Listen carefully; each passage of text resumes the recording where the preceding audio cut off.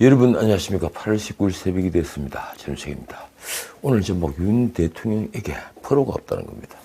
윤 대통령 주변에는 전문가, 프로페셔널한 전문가가 보이지 않는다. 이틀 전 17일 윤석열 대통령 취임 100일 기자회견이 있었습니다. 솔직히 말해 취임 후 첫 기자회견이라는 점은 솔직히 실망입니다. 윤 대통령은 매일처럼 도어스태핑을 하니까 기자회견은 자주 할 필요가 없다고 생각할 것입니다. 그러니까 100일 동안 아무도 하지 않았겠죠. 그러나 현안에 대한 짧은 문답인 도어스태핑과 기자회견은 다른 것입니다. 아닌 말로 인사 문제만 해도 그렇습니다. 장관을 임명할 때 대통령이 직접 브리핑을 했으면 한결 국민들이 보는 시각은 나아졌겠죠. 미국 대통령은 헬기 포트 앞에서 도어스태핑을 자주 합니다. 그건 도어스태핑이라기보다 즉석 문답이라고 해야 되는데요. 기자회견을 그리고 또 자주 열어서 심층적인 질의와 답변을 가집니다. 평균 2달에 3번 정도라고 할까요? 기자회견을 많이 하는 대통령은 한 달에 2번 정도 했습니다. 말하자면 윤 대통령 역시 아직 진정한 소통은 하지 못하고 있는 셈입니다. 제 생각은 매일처럼 하는 도어스태핑을 줄이고 대신 주요한 현안이 있을 때는 기자회견을 하는 게 소통을 하는 방법인 것 같습니다. 당장 복지부 교육부 장관 임명 때부터 직접 브리핑을 하는 것은 어떨까요? 어쨌든 50분간 있었던 기자회견의 주요 내용은 모두 뉴스가 되었습니다. 제가 주요 내용을 짧게 정리했는데 이렇습니다. 첫째, 현재의 낮은 지지율을 어떻게 생각하느냐 하는 질문에 윤 대통령의 답변입니다. 100여일을 일단 당면한 현안들에 매진하고 되돌아볼 시간은 없었다. 지금부터 면밀히 다시 살펴나가겠다. 여론조사 민심을 겸허히 받아들이겠다. 두 번째, 이준석으로 인한 당내 분란은 솔직히 답변을 피해가더군요. 정신 발언에 입장을 표명한 적이 없다.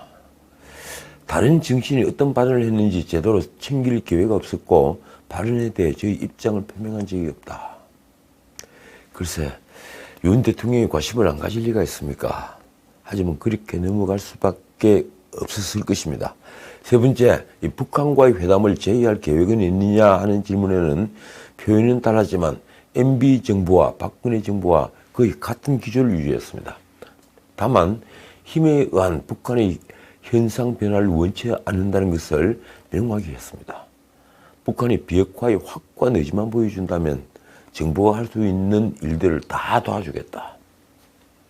우리가 먼저 의지를 줘야 회담이 가능할 것 같다. 네 번째, 노조의 불법 집회에 대한 의견은 이렇습니다. 불법 투쟁이 단번에 정리되는 문제는 아니지만 노사를 불문하고 법과 원칙을 일관되게 적용하는 문화가 중요하다. 당장 지금 하이트 진로 본사는 화물연대가 점령을 하고 있죠. 신호통을 들고 말입니다. 아마 이것도 윤 대통령에게 앞으로 노사 문제를 어떻게 할 것인가 시금석이 될 것입니다. 자, 이틀 전은 또 이준석이 낸 효력정지 가처분 신청 사건의 심리가 남부법원에서 있었던 날입니다. 그래서 이제 기자회견을 한 지 하루 만인데도 어제 도어스태핑에 기자들이 몰렸습니다. 그 자리에서 윤 대통령은 전날의 기자회견을 한마디로 정리했습니다. 이렇습니다. 어제 기자회견의 취지는 국민의 말씀을 세밀하게 챙기고 받들겠다는 것이다. 하긴 전날 회견에서 윤 대통령은 최근의 국정 긍정평가가 20%대로 추락한 것을 염두에 둔 것인지 유독 국민을 강조했습니다. 솔직히 저는 정치인들이 국민을 강조하는 것을 싫어합니다. 그런데 어떻게 합니까? 이렇습니다. 이 첫째도 국민의 뜻이고 둘째도 국민의 뜻입니다. 국민의 숨소리 하나 놓치지 않고 한치도 국민의 뜻에서 벗어나지 않도록 그 뜻을 잘 받들겠습니다. 이 말은 제가 이틀 전 회견에서 가장 실망했던 말입니다. 통치자가 국민의 뜻에 따라 움직인다는 것은 언뜻 들으면 민주주의의 요체처럼 보입니다. 그러나 국민의 뜻은 생각처럼 늘 정의롭지 않습니다. 대중은 이기적이며 선전선동에 약합니다. 민주주의가 중우정치로 흐르고 다수의 폭정, 이 tyranny of the majority, 이 다수의 폭정으로 가는 이유입니다. 그걸 잘 아는 윤 대통령은 무슨 의미로 국민의 숨소리 하나 놓치지 않고 한치도 이 국민의 뜻에서 벗어나지 않겠다고 했을까요? 그런데 보십시오. 예컨대 청와대를 개방하고 용산 국방부로 대통령실을 옮기는 것은 한국리서치가 8월 13일부터 15일까지 한 여론조사를 보면 잘했다는 국민은 불과 35.3%, 그리고 잘못했다는 국민은 아직도 여전히 무려 60%나 됩니다. 이 도어 스태핑조차도 잘했다는 의견은 43.6%에 지나지 않고 잘못했다는 의견은 47.2%나 됩니다. 이런데도 윤 대통령은 국민의 숨소리 하나 놓치지 않겠다는 것입니까? 누가 이 기자회견문을 쓰는 것일까요? 낸시 펠로시가 봤을 때 윤 대통령이 서울에 있으면서 만나지 않은 걸 두고 국익을 고려했다고 당당하게 시인했던 홍보수석은 아니겠죠. 윤 대통령이 낸시 펠로시를 만나지 않을 수도 있습니다. 솔직한 말입니다. 그러나 진짜 국익을 고려한다면 미국의 자존심을 상하게 하지는 않았어야 합니다. 홍보수석의 그 말은 중국에 잘못된 신호를 주었고 미국 조야에는 분노의 씨앗을 뿌렸습니다. 다시 말씀드리지만 윤석열 대통령이 이처럼 낮은 지지대로 내몰리는 것은 윤 대통령 주변에 프로가 없기 때문입니다. 프로페셔널한 진짜 전문가가 없다는 얘기입니다. 두 번째는 인수위가 제대로 된 로드맵을 마련하지 못했기 때문입니다. 인수위 구성원부터 프로가 없었습니다. 이념과 정책으로 무장하고 우리 정치 지형, 그러니까 야당이 절대 다수를 점령하고 있는 이 정치 지형을 파악한 전문가는 보이지 않았습니다. 인수위 구성부터 마치 전리품을 탐하는 자들처럼 모여든 이들이었습니다. 그러니 자유우파 정부를 운용할 구상에 있으리 만무했습니다. 그저 문재인 정부가 실패한 정책, 소득주도 성장, 탈원전을 폐기하고 문재인의 부동산 정책을 실패한 정책으로 규정하는 것, 그리고 과학 방역 타령을 하는 것만으로 그들은 소임을 다한 것처럼 행세했습니다. 이러니 단 하루도 지체해서는 안 될 이 노동개혁, 그리고 세제개혁, 공공개혁은 아직 운도 떼지 못했습니다. 결국 세계에서 가장 높은 노동 경직성으로 인해 일자리가 만들어질 리가 없습니다. 해외로 나간 일자리가 돌아오지 못합니다. 서구와 같은 복지제도를 추구하면서 서구와는 달리 소비 과세에는 눈을 감고 있으니 세제개혁 없이는 재정 적자는 피할 길이 없습니다.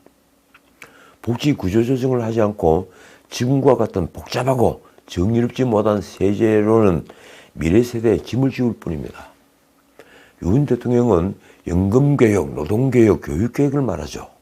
이 계획들도 물론 아주 중요합니다.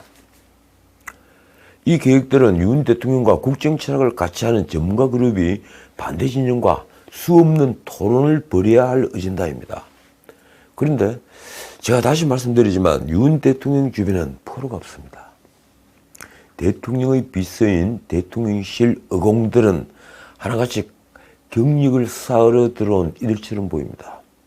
물론 전문가들도 있겠지만 그들이 왜 눈에 띄지 않는 것일까요? 내각은 더 말할 것도 없습니다. 이러니 그나마 잘하고 있다는 한동훈도 추경호도 지금 빛을 잃고 있습니다. 한덕수 총리도 잘 보이지 않습니다. 윤 대통령이 취임하자마자 고물가, 고금리, 고환율, 이른바 3고에다가 투자, 생산, 소비가 모두 위축되는 삼재가 겹쳤는데도 총리가 할 역할이 없는 것입니까? 이러니 대부분의 장관들은 전문가가 아닌 것처럼 보이는 것입니다. 거의 대부분의 여론조사는 윤 대통령 지지율이 떨어지는 원인의 첫 번째로 인사를 꼽습니다.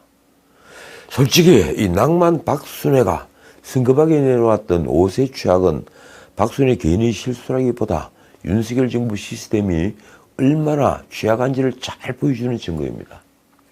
5세 취약이 우리 사회에 어울리는 정책인지부터 사회적 논의는 고사하고 정부 내에서도 논의가 전혀 없었습니다.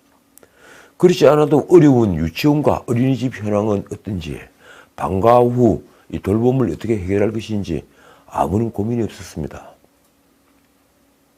이러니 윤 대통령에게 반대했던 50%는 물론 지지했던 50%의 국민에게 윤석열 정부에 등을 돌릴 명분을 준 것입니다. 한 말씀 더 드릴까요? 교육개혁을 얘기하면서 왜 커리큘럼 개혁은 생각하지 않는 것입니까? 지금 우리 청년들을 전 세계에 돋보이게 하는 손흥민, 그리고 조승민, 임윤찬 이런 사람들은 정규교육을 제대로 받지 않은 친구들입니다. 그 점을 생각해 보셨습니까? 우리 교육에 무엇인가 문제가 있다는 얘기입니다. 자, 지난 방송에서 글로벌 리서치 조사 결과를 말씀드린 대로 지난 대선에서 윤 대통령에게 표를 던지던 이들 중에 무려 38.8%가 윤석열 100일에 대해 부정평가를 선택했습니다.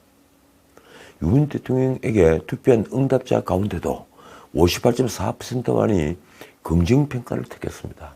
놀라운 일입니다. 자, 이제 몇몇 뉴스를 보겠습니다. 이준석의 입이 갈수록 거칠어지고 있습니다. 나이 어린 것을 떠나 자신의 그릇을 바닥같이 내보이고 있는 것입니다. 아마도 이준석은 자신이 하는 막말이 부당한 권력에 대한 저항으로 여기고 있을 것입니다.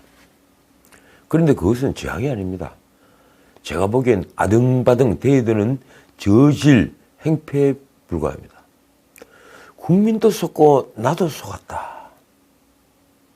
이준석은 18일 아침 KBS 라디오에 나가 대선 당시 윤석열 후보와의 갈등을 거론한 뒤에 이렇게 말했습니다. 대통령이 통 큰 이미지가 강조되다 보니 선거 결과가 좋으면 선거 때 갈등은 들고 갈 수 있겠지 했는데 그게 아니었다. 국민도 속고 나도 속았다. 이 말은 박근혜 대통령이 2008년 이 18대 총선 당시에 김무성을 비롯한 친박 의원들이 공천에서 대거 탈락하자 했던 말입니다. 박 대통령이 일찍 했던 말을 그를 배신했던 이준석이 할 자격이 있는 것입니까? 이 말은 국민과 자신을 등치시키는 말이기도 합니다. 이준석은 한 발 더 나갔습니다. 그는 윤석열 정부 100일을 평가해달라는 질문에 이렇게 답했습니다. 집을 분양했으면 모델하우스와 얼마나 닮았는지가 중요한데 윤석열 정부의 모델하우스엔 금 수도꼭지가 달렸고 납품된 것을 보니 녹선 수도꼭지가 달렸다. 지금 뭐 하자는 겁니까? 말하자면 윤 대통령을 사기 분양을 한 거짓말쟁이로 내몬 말입니다. 어떻든 이준석은 이제 다시는 건널 수 없는 강을 건넜습니다. 그가 놀랍게도 기자들에게 내놓고 윤 대통령을 조롱한 말입니다. 이준석은 17일 비대위 체제 효력정지 가처분 사건 신문기일에 출석하며 이날 오전에 윤 대통령 기자회견을 두고 기자들이 묻자 이렇게 말했습니다. 당내 민주주의에 대한 고민을 많이 하다 보니 불경스럽게도 이 대통령께서 어떤 말씀을 하시는지 제대로 챙기지 못했다. 경어를 사용했지만 정말 괘씸한 말입니다. 불경스럽다. 누가 이 오만하기 짝이 없는 청년에게 이런 조롱을 아무렇지도 않게 할 수 있도록 만들었습니까? 그것도 국가원수 대통령에게 하는 조롱입니다. 거의 모든 언론이 이 불경이라는 단어에 주목했습니다. 제목을 그렇게 다 뽑았더군요. 참 기가 막히는 장면입니다. 보수파가 다시 정권을 찾아오고 벌어진 집권 여당이 내부는 젊은 당대표를 포용하지 못한 이른바 윤핵관들에게도 그러니까 윤핵관으로 불리는 대통령 측근 그룹들에게도 책임이 있지만 한 치 앞도 모르는 채 오만으로 똘똘 뭉친 젊은 당대표에게도 더 큰 책임이 있는 것입니다. 무엇보다 저는 이준석이 그동안의 수많은 인터뷰 그리고 기자회견에서 내분의 원인이 된 이 성상납 사건과 정경멸 행위에 대해 아직 단 한마디 사과도 해명도 심지어 변명조차도 하지 않는 데 대해 실망을 금치 못합니다. 그는 청년이지 않습니까? 그런 이준석이 이 시대를 사는 청년을 대변한다고 할 수 있는가요? 저는 아니라고 봅니다. 어떻든 이준석은 주호영 비대위가 공식 출범하면서 자동 해임됐습니다. 이준석은 이제 윤석열 대통령에게 공공연하게 직계심을 내보이고 있습니다. 그런데 설사 이준석이 낸 가처분이 인용된다 하더라도 이준석은 집권 여당의 대표로 돌아올 수 있을까요? 그게 불가능하다는 것은 우리 모두 잘 알고 있습니다. 만약 가처분을 법원이 인용한다면 당은 확실히 쪼개질 것입니다. 소속 의원들은 아마도 자신의 이익에 따라 어느 쪽이든 가담을 하겠죠. 그러나 하나 분명한 것은 이준석에게 미래는 없다는 것입니다. 윤 대통령 기자회견이 끝나자 이준석의 반응이 다시 뉴스가 됐더군요. 민주당은 지금 확대명, 그러니까 확실히 대표는 이재명이다, 이렇게 결론이 난, 그러니까 이재명이 대표가 될 것이 뻔한, 그래서 김이 빠진 전당대회를 치르면서 이준석 사태가 된 이 국민의힘 내분을 아주 즐기고 있습니다. 덕분에 당은 80조 개정파동에서 보듯이 당이 이재명의 방탄조끼가 되는 게 아니냐는 국민의 따가운 시선을 피할 수 있었으니 말입니다. 민주당 조홍천은 18 라디오에서 이준석에 대해 스포츠 해설 같은 평을 했더군요. 이렇습니다. 당대 최고의 순발력과 전투력을 가졌다. 타고난 싸움꾼이다. 라임이 쫙쫙 맞았다. 짝짝 맞는 게 아니고 쫙쫙 맞았다. 그런데 이 라임이 짝짝 맞은 것은 이준석이 아니라 이준석에게 성상납을 했다고 주장하는 김승진입니다. 18일 서울경찰청 반부패 공공범죄수사대는 서울구치소에서 수감되어 있는 아이카시드 대표 김승진에게 6차 참고인 조사를 벌였습니다. 오진 조사 뒤에 지금 김승진이 변호인이 된 강신희 변호사가 전한 그 이 말입니다. 이준석이 2013년 8월 15일 광복절에 상납을 받고는 그런 적 없다고 해서 김승진이 이렇게 말했다. 자, 지금부터는 김승진이 말입니다. 사람들이 진짜인지 묻게 만드느냐, 왜 피해자인 척 나를 악인으로 만드느냐, 불경이나 읽어라. 그러니까 이준석이 말한 불경스럽다는 말을 멋지게 패러디한 겁니다. 불경이나 읽어라. 부처님이 노하시겠습니다. 자, 이재명 얘기도 좀 해야겠습니다. 이 민주당 비상대책위원회는 17일 부정부패 혐의에 연루된 자가 기소될 경우에 당직을 정지하는 내용의 이 당헌 80조를 결국 개정하지 않기로 결정했습니다. 민주당 전당대회 준비위가 이재명을 위한 또 하나의 방탄조끼라는 비난을 무릅쓰면서 전날 이 당직 정지 기준을 기소해서 하급심에서 금고 이상의 형을 선고받았을 때 이렇게 완화하는 안을 의결한 것을 비대위에서 받아들이지 않은 것입니다. 당내 비명계를 비롯한 반 이재명 세력이 이재명 방탄용 개정이라며 거세게 반발하자 당이 내용으로 빠질 것을 막고자 한 것으로 보인다. 이것이 언론의 평가입니다. 그런데 제가 보기엔 국민들의 따가운 눈초리 때문입니다.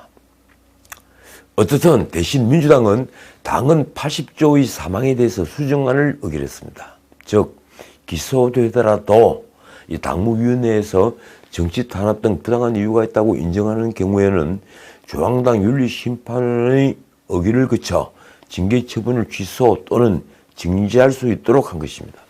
다시 말해 기소가 되어도 당무위의 의결을 거쳐서 당직을 그대로 유지할 수 있게 한 것입니다.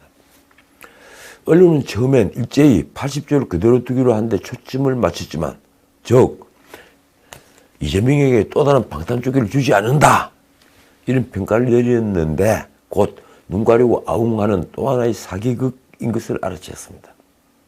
어쨌든 새로 당대표가 될 것이 확실한 확대명 이재명에게 민주당은 또 하나의 방탄조끼를 입혔습니다. 비대위 의결에 따라 이 안건은 오늘 19일 당무위원회 상정이 됩니다. 그리고 당무위원회를 거쳐 24일 중앙위원회의 표결을 통해 당헌 개정안이 최종 확정됩니다. 그러면 28일 전당대회에서 확대명 이재명이 당대표가 되면 그때부터 또 하나의 방탄쫓기를 거치게 되는 겁니다. 그런데 이 문제로 17일 당대표 후보자 토론회에서 이재명과 박용진은 다시 날선 공방을 주고받았습니다. 그동안 검찰공화국의 야당 보복 수사를 주장하며 당헌 80조 개정 필요성을 주장했던 이재명은 지도부의 결정을 존중한다는 원론적 입장과 함께 방탄용 당헌 개정이었다는 시각에는 선을 그었습니다. 그게 아니라는 거죠. 반면 박용진은 이재명의 입장이 중전과 달라졌다고 지적하면서 기소 시 직무정지 조항은 문재인 당대표 시절 만든 혁신안이라는 점을 강조했습니다. 이재명은 당은 현재 지도부가 있고 지도부에서 나름의 결정을 했기 때문에 존중해야 한다고 생각한다면서 이렇게 비꼬았습니다. 박용진 후보님 축하드린다. 그런데 승리라고 하실 것은 없다. 이게 싸운 것은 아니니까. 그러자 박용진은 이재명의 태도가 달라진 점을 지적했습니다. 어제 전북권 토론회에서는 분명 야당 탄압의 루트가 될 수 있기 때문에 당헌 80조 개정에 찬성한다고 말했다. 그게 하루 만에 바뀌었다는 겁니다. 박용진이 이것 때문에 지금 당이 며칠간 혼란에 빠지고 내부 논란이 있었지 않느냐며 한 말이 이렇습니다. 당대표가 되겠다는 분이 이제 와서 나랑 상관없다고 얘기하고 발뺌하는 태도는 틀렸다. 두 후보는 검수완박 국면에서 위장 탈당 논란을 불렀던 민영배의 복당 문제를 놓고도 충돌했습니다. 박용진의 말입니다. 어제 전북 지역 토론회에서 복당이 기본적으로 찬성이라고 말했는데 자칫 이재명의 주장대로라면 헌법재판소 재판관들에게 민주당이 공모해서 이런 일이 벌어졌다는 절차적 미비점에 대해 그렇구나 하고 인지될 수 있다. 위험천만한 논리다. 지금 헌법재판소에서 권한쟁의 심판과 헌법소원 사건으로 이른바 검수완박법이 지금 재판 중이죠. 그 얘기를 거론한 겁니다. 그러자 이재명이 한 말입니다. 민영배 복당 문제는 우리 당의 목표와 민주당을 지지하는 분들의 요구를 관철하기 위해 본인이 희생됐다고 생각한다. 이런 판에 이 전방위 수사가 다시 시작된 이재명에게 악재가 터졌습니다. 이렇습니다. 이 동아일보 특종입니다. 이재명이 성남시장 시절 허가한 백인동 개발 사업의 용도 변경이 성남시의 의무가 아니라고 보고를 직접 받은 것으로 17일 확인된 것입니다. 이재명은 그동안 백현동 옹벽 아파트 특혜 의혹이 제기될 때마다 용도 변경은 박근혜 정부가 법에 따라 요구해서 불가피하게 응한 것이라는 입장을 밝혔죠. 그런데 이런 설명과 배치되는 문건이 확인된 것입니다. 동아일보는 2014년 12월 10일 성남시 주거환경과가 시장이던 이재명에게 식품연구원 용도 변경 재신청에 대한 검토 보고라는 문건을 보고했다고 보도했습니다. 해당 문건은 민간 사업자 아시아 디벨로퍼 정모 측이 백현동 아파트를 지은 한국식품연구원 부지를 자연녹지에서 2종 주거지역으로 바꿔달라며 낸 2차 용도 변경 신청 관련 내용을 정리한 것입니다. 정모는 해당 부지에 대해 2014년 4월과 9월 성남시에 용도 변경 신청을 했지만 모두 반리당했습니다. 그러자 이 정모라는 업자는 이듬해인 2015년 1월 이재명의 과거 성남시장 선거 선대본부장을 지낸 김민섭을 영입한 다음에 자연녹지를 준주거지역으로 이 용도 변경을 해달라고 다시 신청했습니다. 그리고 4단계나 상승하는 엄청난 특혜를 신청한 겁니다. 이에 성남시는 2015년 4월 이재명의 결재를 거쳐 같은 해 9월 토지 용도를 준주거지로 바꿔주었습니다. 이재명은 작년 10월 경기도 국감에서 그거는 국토교통부가 요청해서 한 일이고 이 공공기관 이전 특별법에 따라서 저희가 응할 수밖에 없는 상황이었다며 이 특별법에 국토부 장관이 요구하면 지자체장은 반영해야 한다는 의무조항을 만들어놨다고 말했습니다. 물론 그런 조항은 있습니다. 하지만 성남시 주거환경과는 당시 이재명 시장에게 국토부에서 협조 요청한 문서는 특별법에 의해 국토부 장관이 수립하는 종전 부동산 처리 계획으로 인정할 수 없다고 보고했습니다. 이 말이 맞는 말입니다. 당시 국토부 용도 변경 요청은 단순 협조 요청이었을 뿐 법에 따라 지자체가 의무적으로 들어줘야 하는 요구가 아니라는 것입니다. 이처럼 이재명의 해명과 배치되는 정황은 감사원이 최근 발표한 감사 결과에도 포함되어 있습니다. 감사원은 준 주거지로의 용도 변경 역시 사업성 보존 등을 위해 성남시가 제안한 것이라고 봤습니다. 말하자면 민간 사업자에게 특혜를 제안했다는 것입니다. 하지만 감사 결과 발표 직후인 지난달 20일 이재명은 성남시가 특혜라면 박근혜 정부는 특혜 강요죄라며 기존 입장을 고수했습니다. 하지만 진실은 차례차례 지금 베일을 벗고 있습니다. 자, 오늘은 여기까지입니다. 17일 취임 100일 윤석열 대통령의 첫 기자회견에서 노트북 반입 금지가 화제가 됐습니다. 하지만 노트북 반입 금지는 보안상의 관례이며 언론을 통제하기 위한 수단은 아니었습니다. 노트북을 쓰지 않은 것은 2017년 8월 17일 청와대 영빈관에서 열린 문재인 취임 100일 기자회견 때도 마찬가지였습니다. 오히려 당시에는 기자들 앞에 책상도 없었습니다. 의자들만 쫙 놓여가 있었죠. 이는 미국도 마찬가지입니다. 미국도 의자만 놓여 있습니다. 노트북 반입을 금한 것에는 여러 이유가 있습니다. 우선 생방송으로 진행되는데 키보드 자판 소음을 줄이기 위한 이유입니다. 그런데 무엇보다 부피가 큰 전자기기는 테러에 악용되는 사례가 있기 때문입니다. 실제로 2016년 8월 소말리아 수도 모가디슈를 이륙한 여객기에서 노트북으로 위장한 폭탄이 폭발해서 비행 중에 동체에 구멍이 뚫리고 승객이 추락해 숨지는 일이 있었습니다. 언론이 보도한 어느 네티즌의 말입니다. 기존 정부에서 별 문제가 안 됐던 사항들을 정권 바뀌니 하나하나 꼬투리 잡고 있냐. 한편 꼬투리를 잡힌다는 말은 그만큼 서툴다는 말도 됩니다. 역시 프로다운 대처를 못하고 있는 것입니다. 지금까지 전우책이었습니다.